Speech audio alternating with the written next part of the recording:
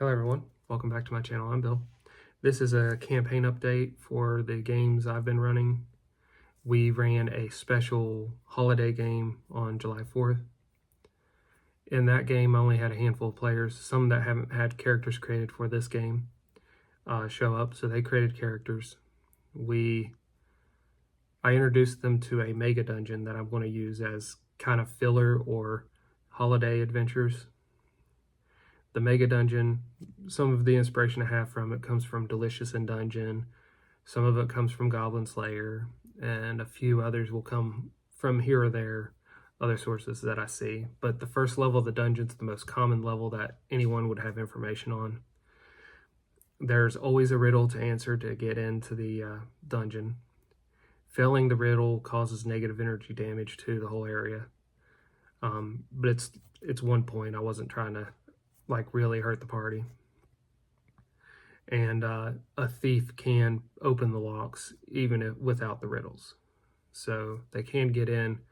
They just got to find out where the trigger is to open it.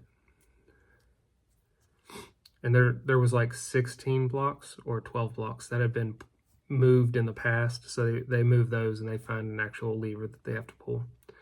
And the reason why there's 12 or 16 of those is because every day it's in a different location.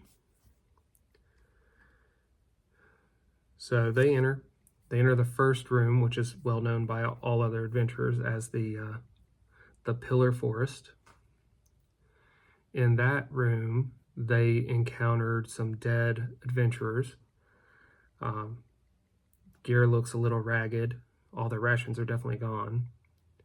And they find some monsters in this room that they have to deal with, and they are the walking mushrooms. I just created a quick monster that isn't really that challenging. Does a d4 damage when it hits them. And that damage could be poison damage, it could just be regular damage. I didn't specify. They didn't really get hit, so it didn't matter. But they take out these walking mushrooms that stand between a dwarf's height or stand between a hobbit's height all the way up to about a dwarf's height or a little above it.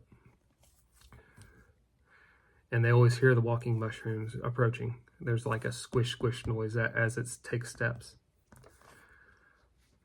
So the party defeats that. Then they find a map on one of those adventures that picks one of the doorways. There's 20 doorways in this, or 21 doorways in this corridor, this forest of pillars that they can go into. Some of them have doors, some of them don't. And either every week or every month, the rooms start shifting, and the door that takes you to that room is in a different location. Nobody knows how or why it does this, but this dungeon changes all the time. The only thing that's consistent is whenever you find the stairwell room, it will take you to the lower level, but it itself is a big thing to explore. So they find the room that has on the map that has the treasure marked. They go there, they get into the first room, and it has a chasm split across it, and they see two spiders the size of large rats on the other side of the chasm.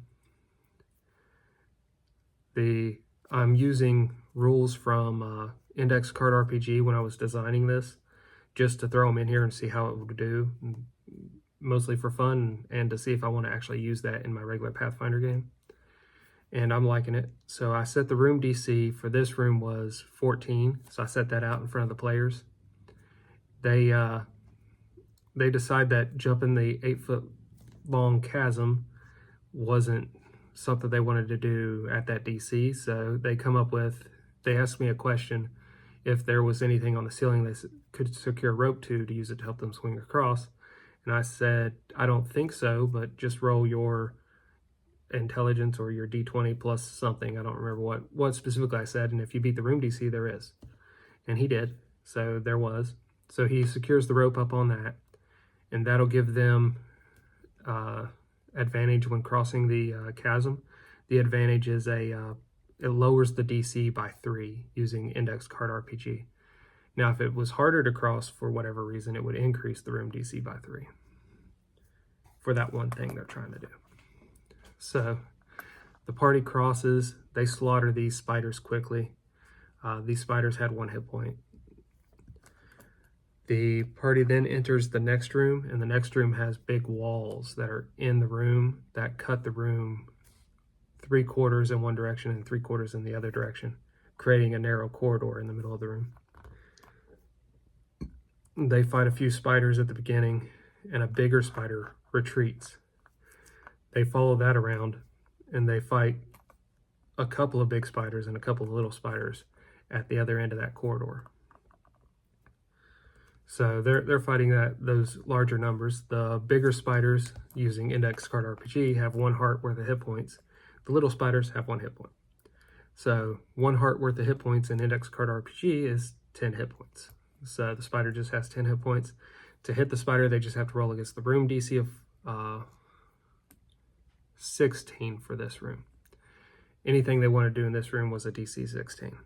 So hitting the spiders required them to hit a 16, so on and so forth.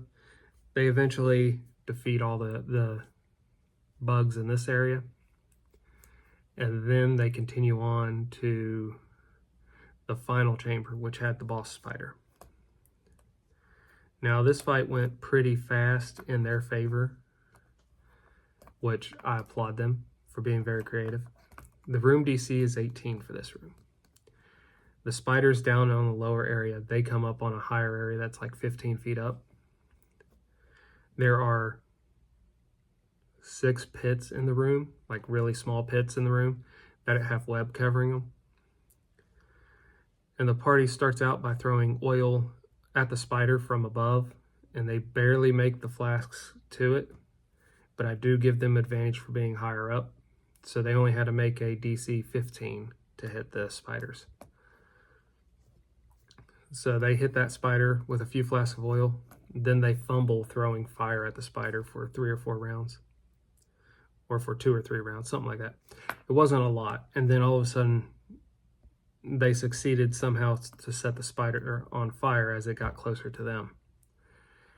And it's now taking a D12 fire damage every turn, plus the initial D6 fire damage the first round they set it on fire. And then the spider had 6 hearts worth of health, so it had 60 hit points. So they're just taking chunks away from the spider quickly from just the fire. And in addition to that, any ranged attack they've been making that's been hitting has also been taking chunks of hit points away. Within about 5 to 7 rounds, they've defeated the spider. Since the rounds went pretty quickly, I'm not sure exactly how many it was. That spider really didn't get to attack anybody. So I was a little disappointed in that, but it's not because of the positioning of the spider is part of the reason, and the way the party tactics work, because nobody wanted to get down there. Now, if somebody wanted to get down there, then they would have been in melee with the spider, which would have been a lot of fun too. I think I set that spider up to do like a D6 damage plus poison. It wasn't going to be a lot of damage, but it had like a +5 or a +7 to hit, so it was likely to hit most of the first level characters. I then awarded them experience points for this adventure. They found a treasure chest in the spider's room. I awarded them what I thought was really good treasure for that adventure. They divided amongst themselves. And now they're rejoining the original group Sunday, and they're going to have that extra treasure with them because I said this took place when you're at one of the towns, doesn't matter which, and it's a mini adventure that takes place between the adventure that's going on now. So next time they get to go back to this, they get a new riddle to answer to open the door, and then they get something might have changed in the forest to call the column forest, the pillar forest. The other thing that can be encountered in the pillar forest, the way I designed it, was undead. Normally it's zombies, but sometimes it's skeletons. And then the walking mushrooms. Those are the common things that are in there. So we'll see what the party does next time I get to run this mega dungeon.